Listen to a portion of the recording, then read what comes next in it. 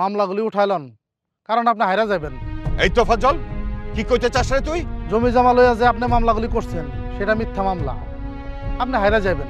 কোনটা সত্য আর কোনটা মিথ্যা আদালতে প্রমাণ হইব। তুই কর কেডা? চাচা, আপনি চাচা হইয়া বাতিদার কাছে হাইরা যাবেন, বিষয়টা লজ্জার, তাই কইতে আসিলাম। চাচা, মিথ্যা মামলা করে জিতা যায় না। যদি মিথ্যা মামলা করে জিতা যাইতো তাহলে দুনিয়ার সব গরিব মানুষরা মিথ্যা মামলা কইরা অনেক সম্পত্তির মালিক হয়ে যাইতো।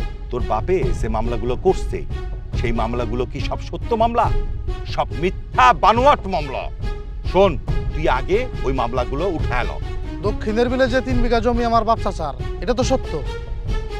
দেন 3 বিঘা জমি আমার ফিরায় দেন, তাহলে আমি মামলাগুলো উঠাইলাম। ওই জমির বিনিময়ে আমার বাপ তোর দাদারে তোর বাড়ির নিচের জমিটা লিখা দিছিল। আশ্চর্য, তোর মতো বাচ্চা পোলার লগে আমি এইসব বিষয় নিয়ে কথা কইতাছি।